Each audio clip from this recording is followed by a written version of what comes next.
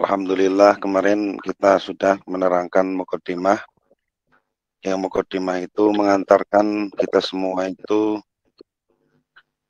uh, untuk mempelajari hukum-hukum atau tata cara syariat yang dibawa oleh Rasulullah Sallallahu Alaihi Wasallam.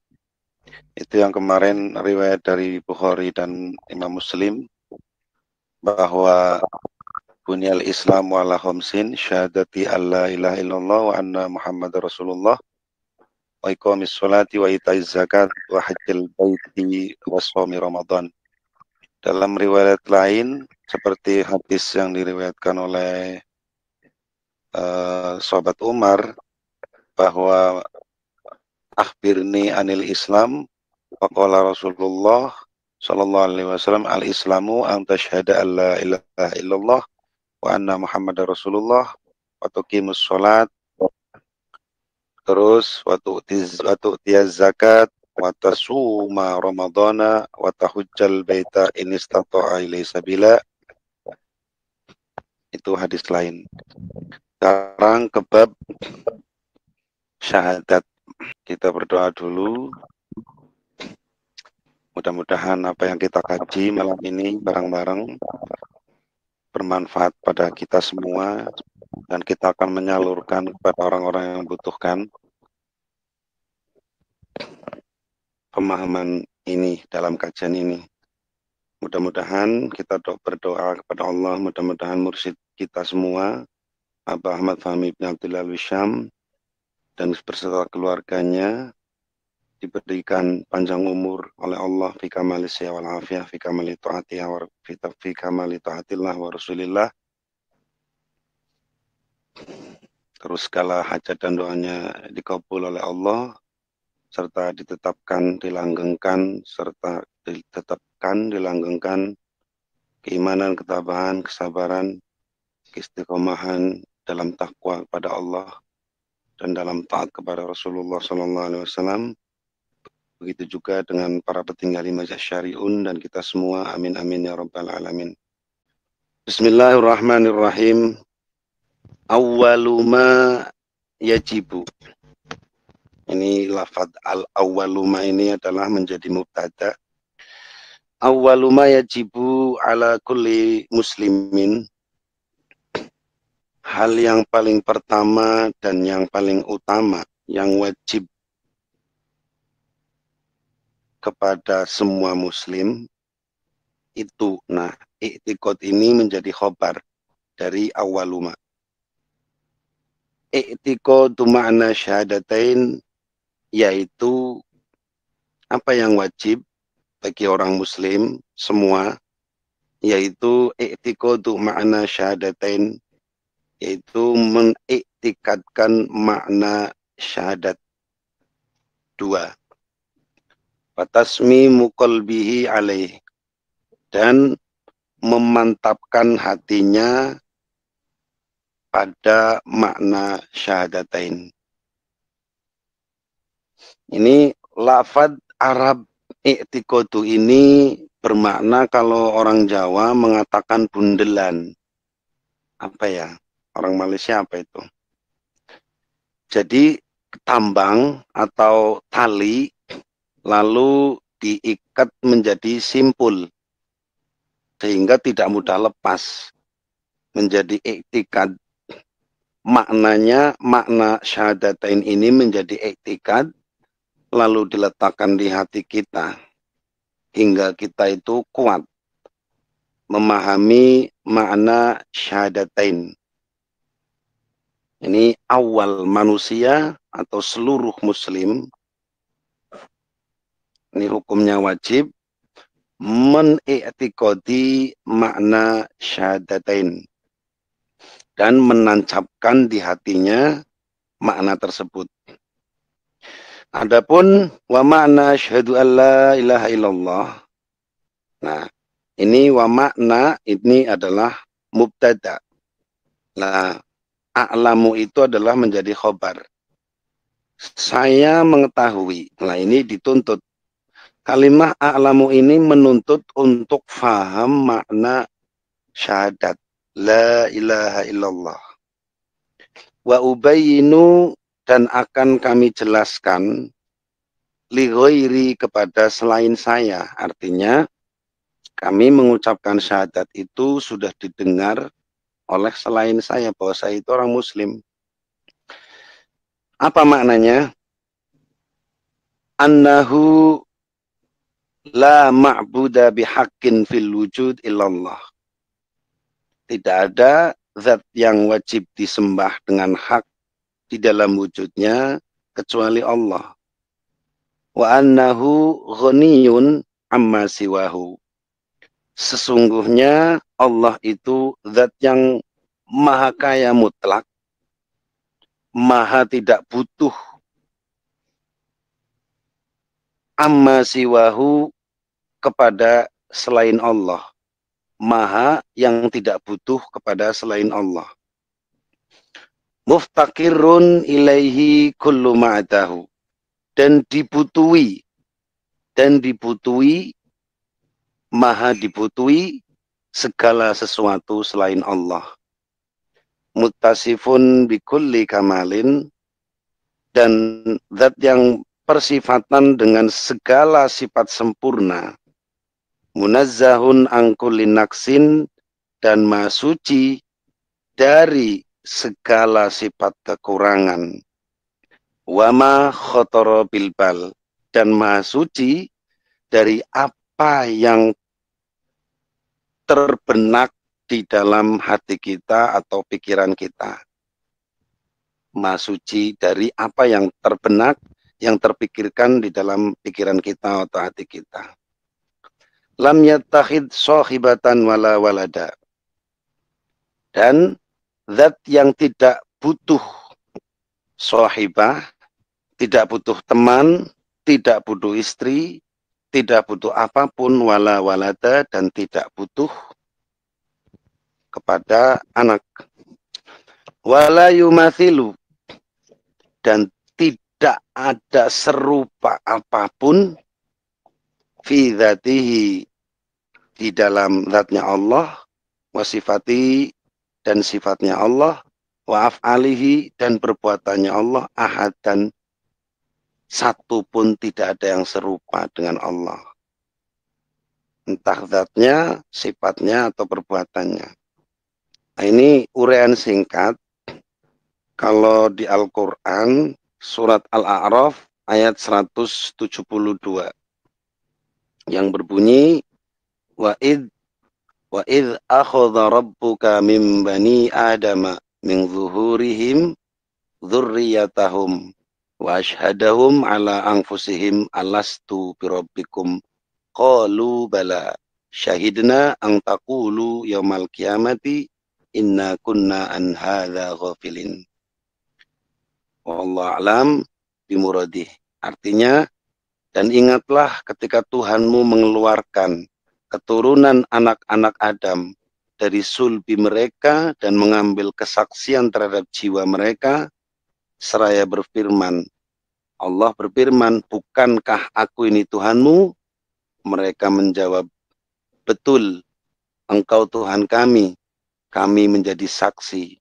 Kami lakukan yang demikian itu agar di hari kiamat kamu tidak mengatakan sesungguhnya kami tengah lengah terhadap hal ini. Lah, ayat ini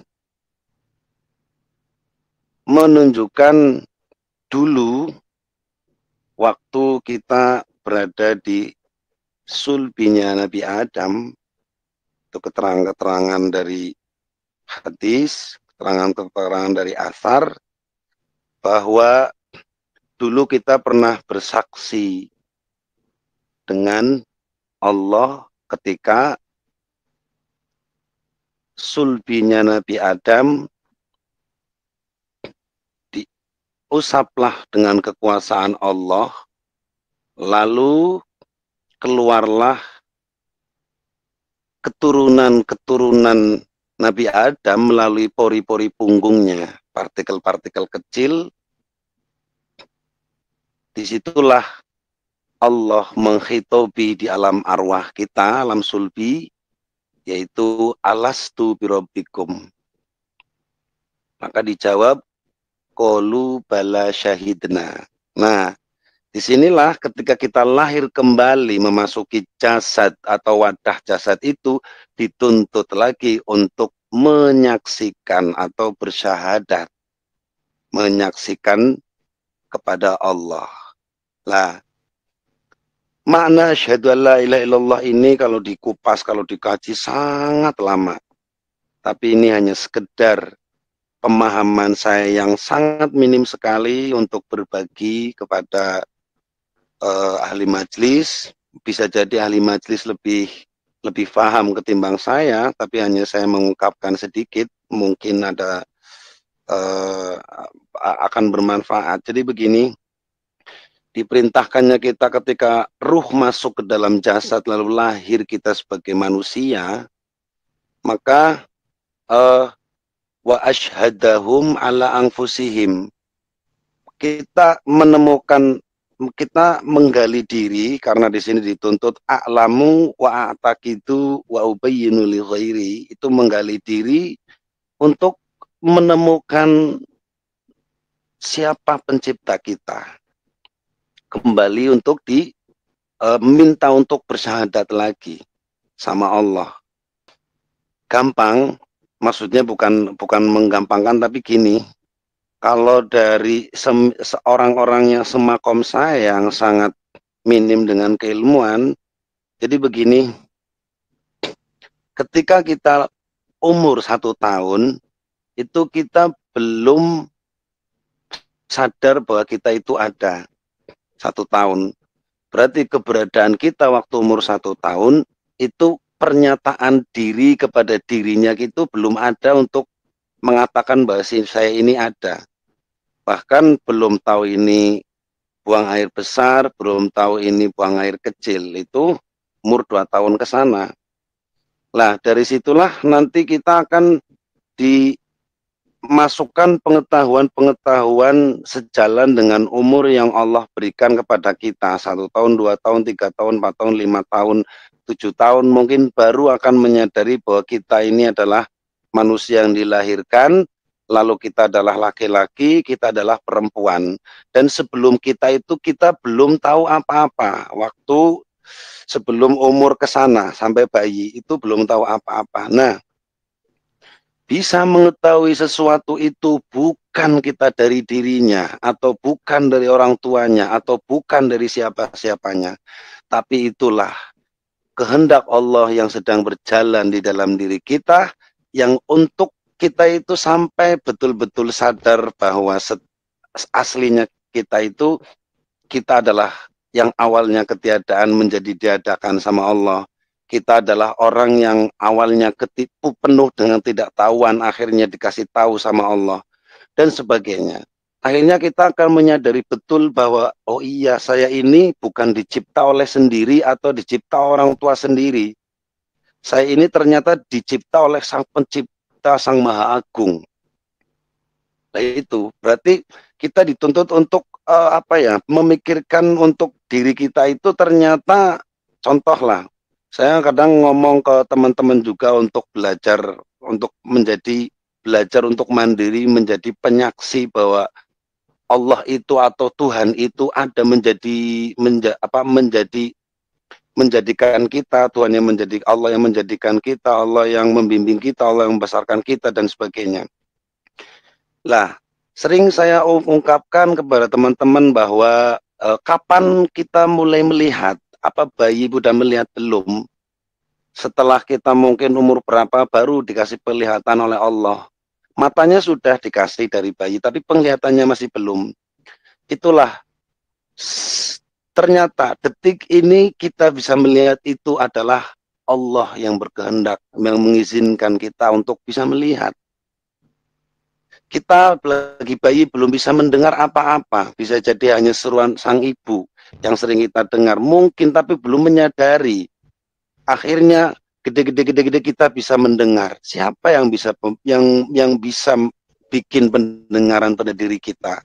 Dan siapa yang membuat penglihatan pada diri kita? Apakah kita sendiri atau ibu atau siapapun? Ternyata tidak ada, kita cari.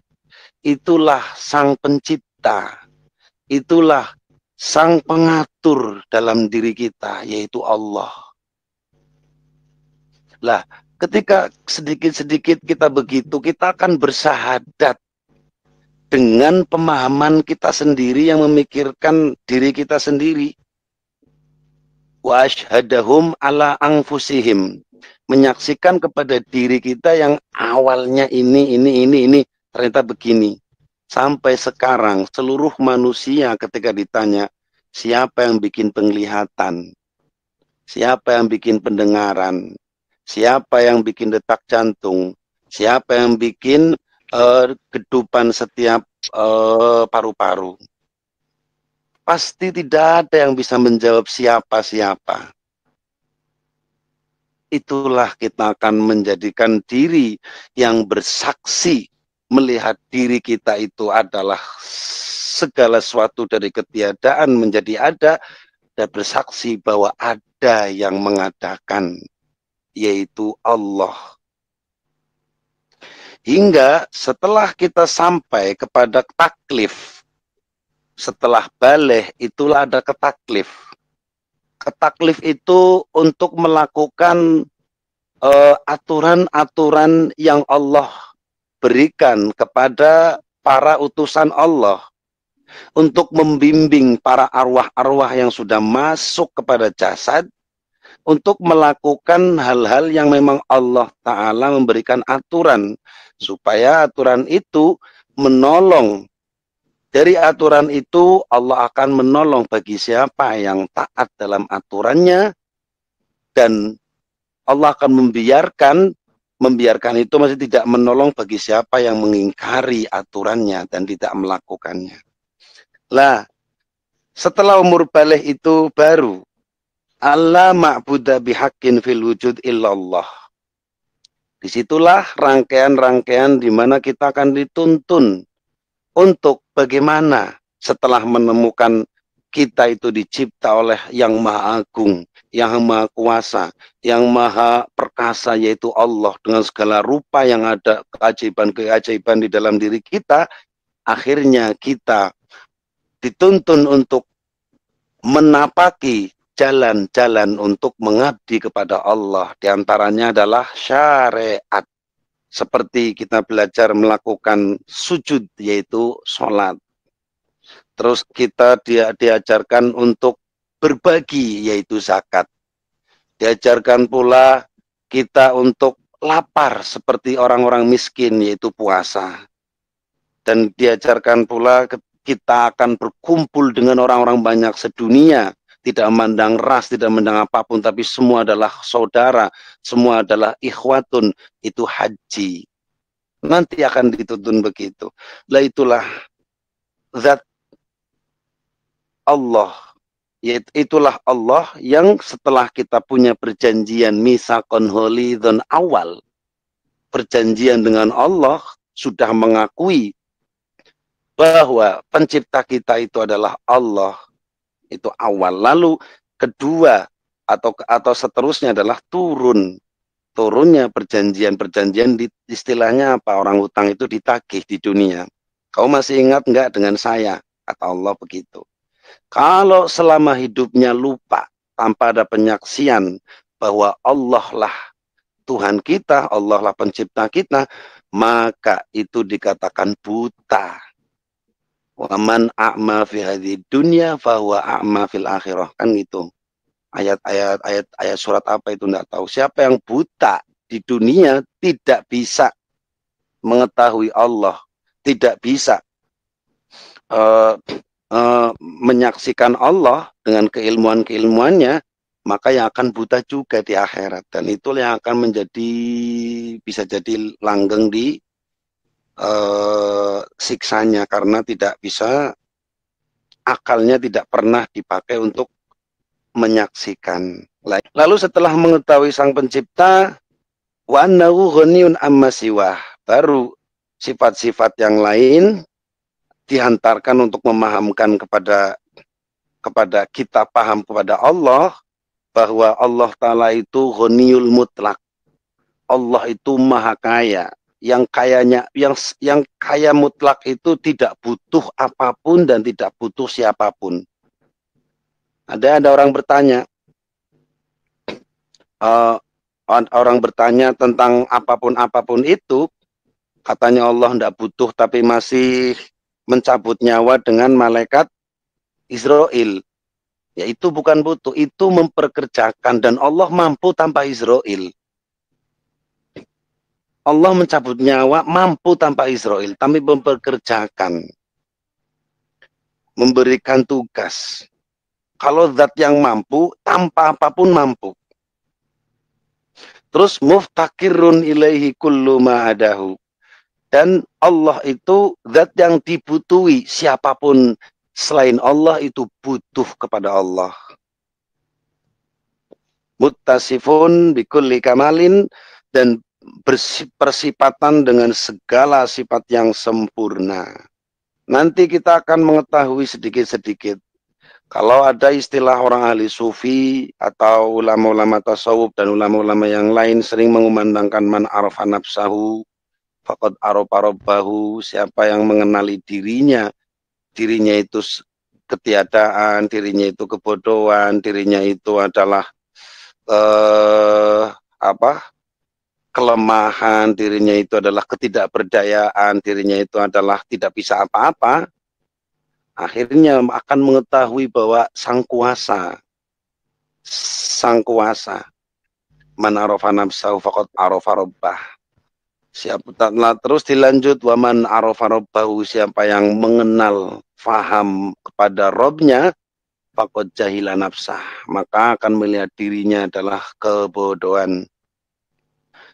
Munazzahun angkulin naksin wama khotoro bilbal, dan maha suci Allah dari segala sesuatu, dari segala sifat kekurangan, dan maha suci Allah dari apa-apa yang terpikir di dalam pikiran kita, yang terbenak di dalam pikiran kita, itu maha suci dari itu semua.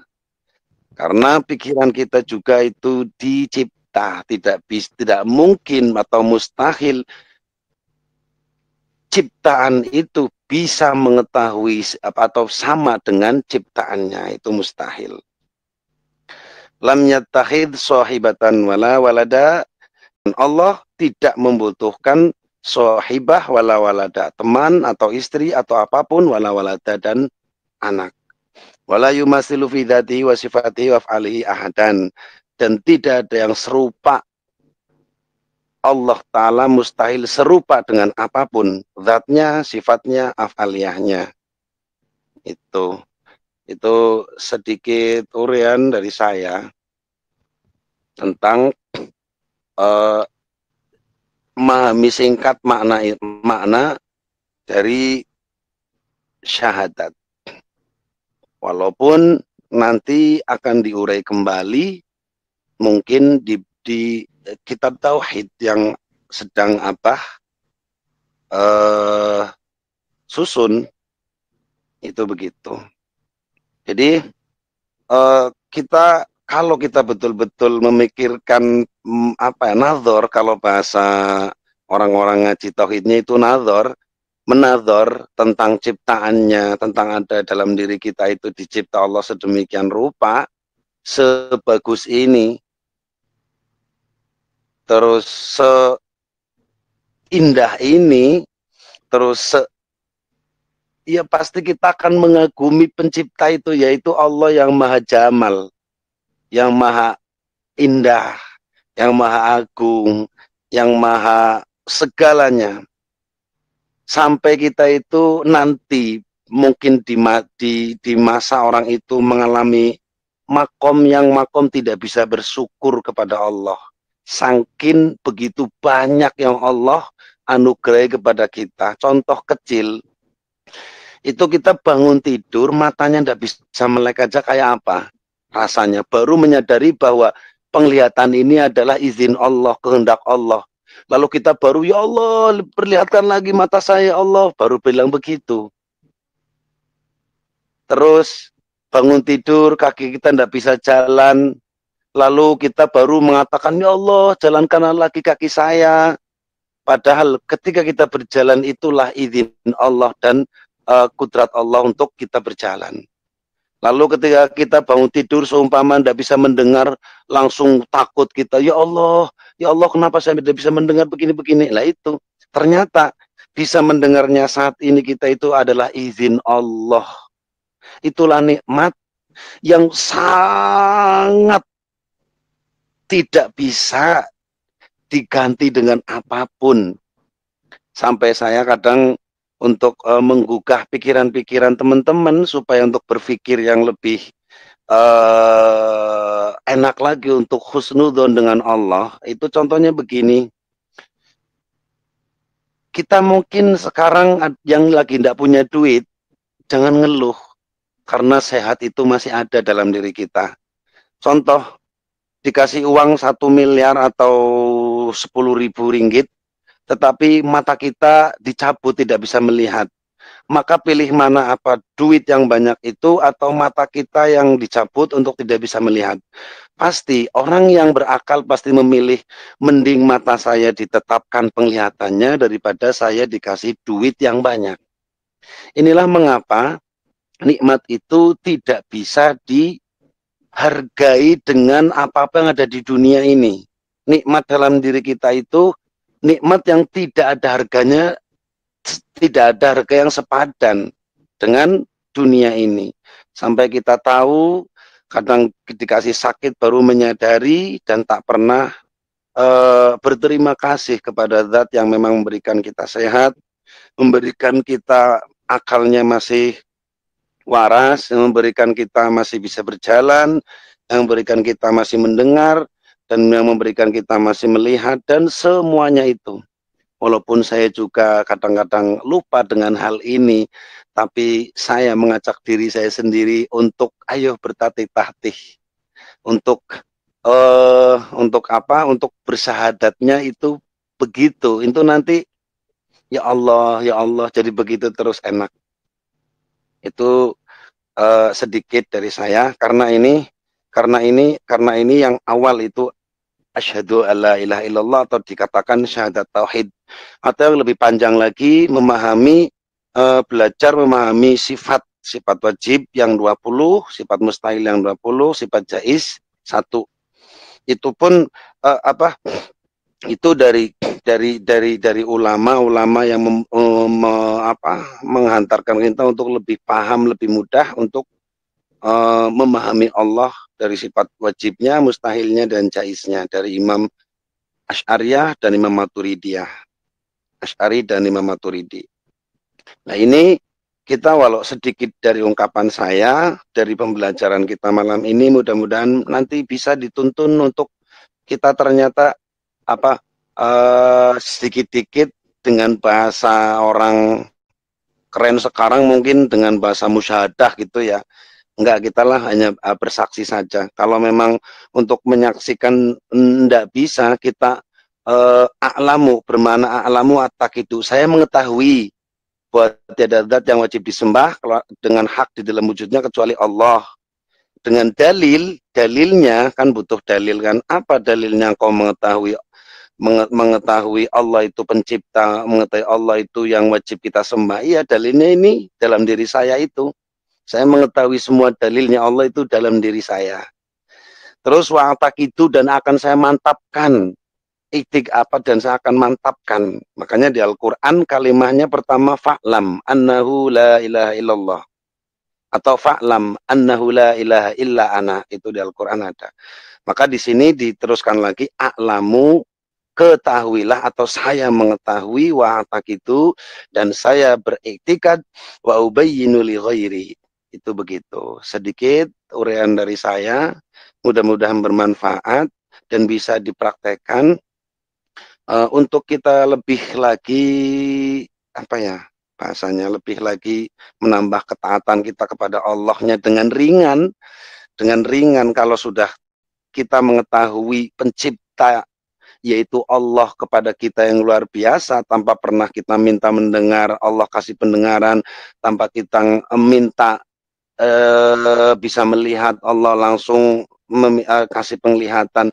Itulah modal-modal kita menghantarkan, dikasih modal oleh Allah untuk menghantarkan penyaksian kita terhadap Allah dan akan nanti menuruti segala perintah Allah dengan ringan, dengan enteng.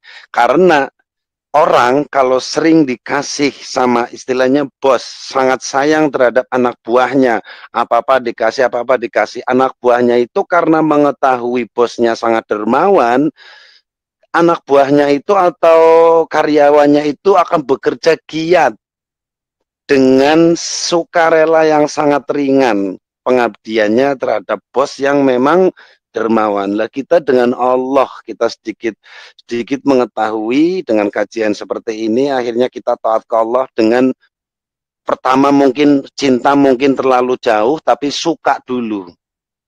Setelah suka dengan Allah, menjalankan perintahnya Allah, menjauhi larangan Allah, dengan lalu kita akan tumbuh nanti cinta. Dan cinta itu nanti kita melakukan perintahnya, bukan kita menjadi beban, tapi memang perintahnya Allah itu kita akan lakukan sebagai pengabdian kita terhadap zat yang penuh kasih sayang terhadap diri kita.